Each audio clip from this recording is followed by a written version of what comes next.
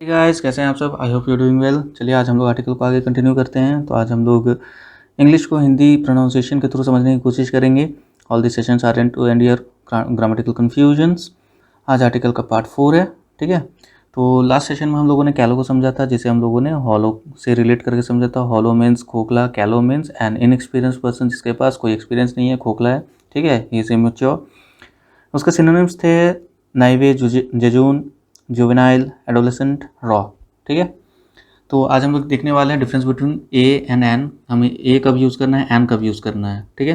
तो what we already know about uses of a an, हमें इसके बारे में ऑलरेडी क्या पता होता है। हमें ये पता होता है कि अगर कोई वर्ड अगर कंसोनेंट से शुरू होता है तो उसके पहले अ लग जाता है, और अगर कोई वर्ड वॉल से शुरू होता है तो उसके पहले एन लग जाता है, ठीक है। अब ये भी क्वेश्चन हो सकता है कि वॉल होते क्या हैं, कंसोनेंट होते क्या हैं।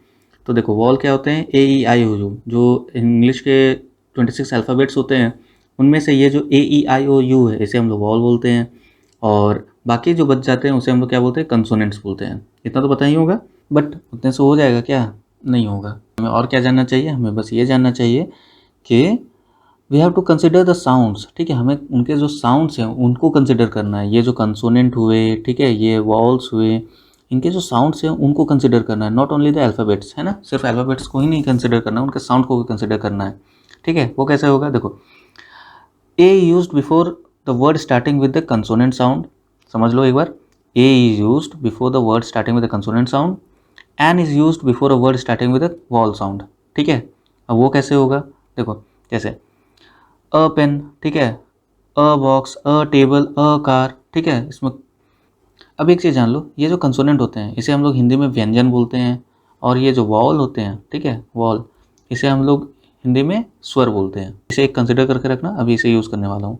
तो देखो यहाँ पर कार, क, कंसोनेंट है या वॉल है? हमने जो अभी डिस्कस किया था, वॉल तो सिर्फ ए ई आई ओ यू है ना, ए ई आई ओ यू, बस इतना ही है। तो ये क्या है, कंसोनेंट है, तो इससे पहले क्या लगा, अ लगा। टेबल, ट, ठीक है, ये क्या है, ये कंसोनेंट है, इससे पहले अ लगा। बॉक्स में बी, ये कंसोनेंट है, इससे पहले क्या लगा, अ लगा। पेन में प, पी, ये कंसोनेंट है, इससे पहले क्या लगा, अ लगा, ठीक है। सिमिलरली यहाँ पर देखो, an is use before the word starting with the vowel sound, ठीक है। जैसे कि यहाँ ऑरेंज में ओ, ओ, ये क्या है, वॉल है, ए ई आई ओ यू में आता है ये, तो इससे पहले क्या लगा, एन लगा। एलिफेंट में ई, उससे पहले क्या लगा, एन लगा, ठीक है। ऑक्स में ओ, उससे पहले क्या लगा, एन लगा। तो सिर्फ इतना ही था क्या? साउंड के बारे में मैंने तो कुछ बताया ही नहीं। How to differentiate between the sounds of the consonant and vowel. कैसे हम लोग डिफ्रेंशिएट करेंगे कि ये कंसोनेंट साउंड है या वॉल साउंड है, ठीक है। इसका एक आंसर, एक सिंपल आंसर है, राइट द प्रोनाउंसिएशन उस वर्ड का, ठीक है, जो भी वर्ड थे उसका प्रोनाउंसिएशन जो भी है वो, उसे आप एक बार हिंदी में लिख लो, ठीक है। आप एक बार उसे हिंदी में लिख लो, फिर देखना क्या कमाल होता है। क्या कमाल होगा? देखो, ये the first letter of the Hindi pronunciation, जो भी वर्ड था, ठीक है, उसका अगर हिंदी प्रोनाउंसिएशन आप लिखते हो, जैसे यहाँ पर मैं पेन कंसिडर कर लेता हूँ, ठीक है, पेन, यहाँ पर पेन, कुछ इस तरह से होगा, ठीक है। If the first letter of the Hindi pronunciation is vowel of Hindi, vowel of Hindi मतलब हिंदी का स्वर, तो उसके पहले एन लगेगा। Similarly if the first letter of the Hindi pronunciation, ठीक है, जो भी वर्ड है उसके जो हिंदी प्रोनाउंसिएशन है उसके फर्स्ट लेटर अगर कंसोनेंट साउंड के हैं, ठीक है, कंसोनेंट ऑफ हिंदी है, दैट इज हिंदी का अगर व्यंजन है, ठीक ना, हिंदी का व्यंजन है, तो उससे पहले क्या लगेगा, अ लगेगा, ठीक। समझ में आ गया यहाँ तक? तो यहाँ देखो, ये जो पेन है, ठीक है, पेन का जब हिंदी मैंने लिखा तो क्या आया, पेन। ये जो प है, ये हिंदी का स्वर है या व्यंजन है? हिंदी का ये स्वर है या व्यंजन है? ये व्यंजन है हिंदी का, तो इससे पहले क्या लगेगा, अ लगेगा। क्यों? यहाँ पे देखो, अगर ये कंसोनेंट ऑफ हिंदी अगर रहा तो उसके पहले अ लगेगा, और वॉल ऑफ हिंदी रहेगा तो उससे पहले अ लगेगा, एन लगेगा, ठीक है। इसे और अच्छे से देख लेते हैं। देखो, if the first letter of the Hindi pronunciation is vowel of Hindi, that is Hindi का स्वर, ठीक है, किसी भी वर्ड का, जैसे अगर हम लोग यहाँ पर एक वर्ड ले लेते हैं एन ऑरेंज, तब ये जो ऑरेंज है, अगर मैं इसे हिंदी में लिखूंगा तो उसका सबसे पहला साउंड क्या होगा, ऑ, ऑरेंज, ऑ, है ना, पहला साउंड क्या आएगा, ऑ आएगा। तो ये जो ऑ है, ठीक है, ये किस में आ रहा है, कौन से ग्रुप में आ रहा है? ये तो स्वर है हिंदी का, है ना। अगर ये स्वर है हिंदी का तो इससे पहले क्या लगना चाहिए, एन लगना चाहिए, इसलिए हम लोग यहाँ पर एन लिखते हैं।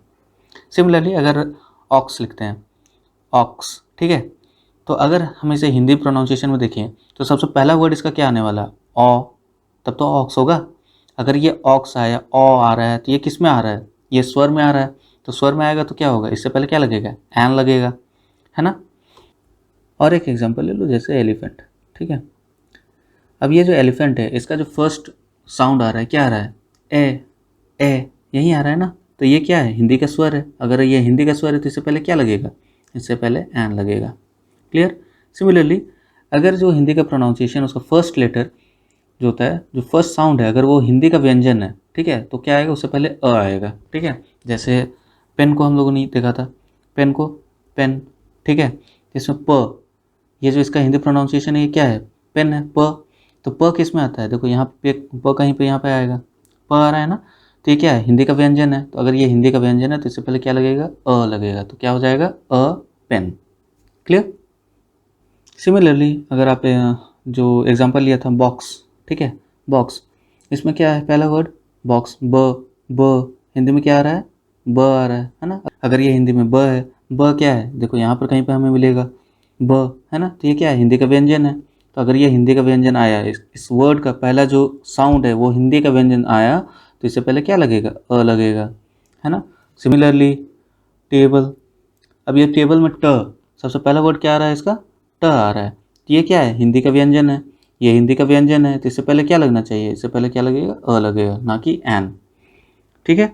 इसे कुछ एग्जांपल्स में देख लेते हैं हम लोग और क्लियर हो जाएगा। जैसे यहाँ एन ए में क्यों हुआ, क्योंकि देखो एम ए में एम कुछ ऐसा ही आएगा, ठीक है। तो पहला वर्ड क्या है, इसका पहला साउंड क्या है, ए है। तो इससे पहले क्या आना चाहिए, एन लगना चाहिए, इसलिए यहाँ पर एन एम ए हुआ। अगर हम सिंपली अगर ये देखें कि नहीं, यहाँ एम जो है ये तो कंसोनेंट है, तो इसके पहले तो अ आना चाहिए था, है ना। ऐसा होता है, अगर सिर्फ हम लोग वर्ड देखते तो क्या होता है, ये कंसोनेंट, इससे पहले अ आना चाहिए था। लेकिन हम लोग सिर्फ वर्ड नहीं देखते हैं, हम लोग उसके साउंड्स को देखते हैं ना। तो एम ए में क्या आ रहा है, एम जो है इसका हिंदी अगर हम लिखते हैं तो एम ऐसा आएगा कि इसका पहला साउंड क्या है, ए है, जो कि हिंदी का स्वर है ना, अ आ ई ए, ठीक है। तो इसलिए यहाँ पर क्या आएगा, एन आएगा, ठीक है। तो ये क्या हो जाएगा, an M A. Clear. Similarly यहाँ पर आप देखो, ये जो एम बी ए वाला केस है, एन एम बी ए, है ना। तो एम बी ए में यहाँ पर फिर एम आ रहा है, एम एम एम, ये जो ए है ये आपका हिंदी का स्वर है, तो इससे पहले क्या आएगा, एन लगेगा, है ना, एन एम एल ए। लेकिन एक चीज़ आप कंसिडर करो, अगर मैं बोलता हूँ मेंबर, इसमें इस वर्ड में सबसे पहला वर्ड क्या आ रहा है, मेंबर, म आ रहा है ना। तो म से पहले क्या लगेगा, ए लगेगा या एन लगेगा, क्योंकि हम लोग साउंड को कंसिडर करते हैं। यहाँ पर म आ रहा है, मेंबर में म आ रहा है, तो हम लोग क्या यूज़ करेंगे, अ यूज़ करेंगे, है ना। तो हम लोग ऐसे नहीं बोलते हैं कि एन मेंबर, हम लोग क्या बोलते हैं, अ मेंबर, हम लोग क्या बोलते हैं, अ मेंबर। समझ में आया, यहाँ डिफरेंस समझ में आ रहा है कि अगर एम एल ए आया तो उसमें पहला वर्ड आ रहा है क्या, A, M L A, M L A, M L A, है ना। इसमें पहला वर्ड ए आ जा रहा है, जो कि हिंदी का स्वर है, इसके वजह से हम लोगों ने यहाँ एन लिखा। लेकिन अगर वहीं हम लोग मेंबर की बात करें तो यहाँ पर पहला जो साउंड आ रहा है वो क्या आ रहा है, म आ रहा है ना, मेंबर में म आ रहा है, इसके वजह से यहाँ पर हम लोग क्या यूज़ करेंगे, एन यूज़ करेंगे, सॉरी, इसके वजह से हम लोग क्या यहाँ यूज़ करेंगे, यहाँ पर हम लोग अ यूज़ करेंगे। क्यों, क्योंकि म जो है ये हिंदी का, ये जो है म, ये हिंदी का व्यंजन है, और ये जो है हिंदी का स्वर है। क्लियर। अब देखो, अब यहाँ जो एग्जांपल्स हैं वो आपको अच्छे से क्लियर होंगे, ठीक है। जैसे एन एक्सरे प्लांट, अब देखो यहाँ एक्स, एक्स क्या है, एक्स क्या है, इसमें जो पहला वर्ड था ए आ रहा है, जो कि आपका हिंदी का स्वर है, इसके वजह से यहाँ पर एन लग गया, ठीक है। सिमिलरली यहाँ पर देखो, ऑल्दो ये एक वॉल से शुरू हो रहा है, ठीक है, वो ओ जो कि एक वॉल है, ठीक है। ऑल्दो ये वर्ड वॉल से शुरू हो रहा है, लेकिन इसका जो पहला साउंड है, इसका जो पहला साउंड है वो क्या आ रहा है, व से आ रहा है ना, वन वे ट्रिप में व आ रहा है, जो कि हिंदी का व्यंजन है। और अगर ये हिंदी का व्यंजन है तो इससे पहले क्या लगेगा, अ लगेगा, अ यूनिक मैन। अब यहाँ देखो, ऑल्दो ये जो यूनिक है ये एक वॉवल से शुरू हो रहा है ना, यू जो कि एक वॉवल से शुरू हो रहा है ना। लेकिन हम लोग वो देख करके यहाँ पर एन नहीं यूज़ किया है। क्यों यूज़ नहीं किया, क्योंकि ये जो आपका कोई भी वर्ड होता है, हम सिर्फ उसका फर्स्ट लेटर नहीं देखते हैं, हम उसका फर्स्ट साउंड को देखते हैं। तो अगर हम इसे प्रोनाउंसिएट करते हैं तो क्या आता है, अ यूनिक मैन आता है ना, यूनिक, यू, है ना, यू। तो यू क्या हुआ, यह क्या हुआ, ये एक हिंदी का व्यंजन है, और क्योंकि ये हिंदी का व्यंजन है इसके वजह से यहाँ पर क्या लग रहा है, अ लग रहा है ना कि एन। क्लियर? आई थिंक आप लोगों को इसका आइडिया काफ़ी अच्छा आइडिया लग गया होगा। ठीक है, थोड़ा प्रैक्टिस करोगे, थोड़ा प्रोनाउंसिएशन पे ध्यान देना। तो आपको क्या ध्यान देना है कि जो भी वर्ड रहते हैं, ठीक है, उसका आपको हिंदी प्रोनाउंसिएशन लिखना है। ठीक है, और उसका जो पहला वर्ड है, फर्स्ट वर्ड हिंदी वाला का, ठीक है, ऑफ हिंदी, अगर वो हिंदी का स्वर है, ठीक है, अगर हिंदी का अगर अ आ ई वाले कैटेगरी में आ जाता है, ठीक है, अ आ ई वाले कैटेगरी में आ जाता है तो वो क्या उससे पहले क्या लगेगा, उससे पहले एन लगेगा। लेकिन अगर वो व्यंजन वाले ग्रुप में आ जाता है, जैसे क ख ग घ वाले ग्रुप में आ जाता है, तो उससे पहले क्या लगेगा, अ लगेगा।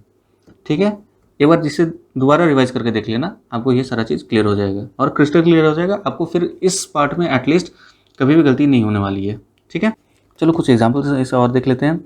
आई am not wealthy so I can not afford to by a expensive car. अब देखो यहाँ जो अ एक्सपेंसिव कार है, एक्सपेंसिव को अगर आप प्रोनाउंसिएट करोगे हिंदी में तो क्या हो गया, एक्स, एक्स, है ना।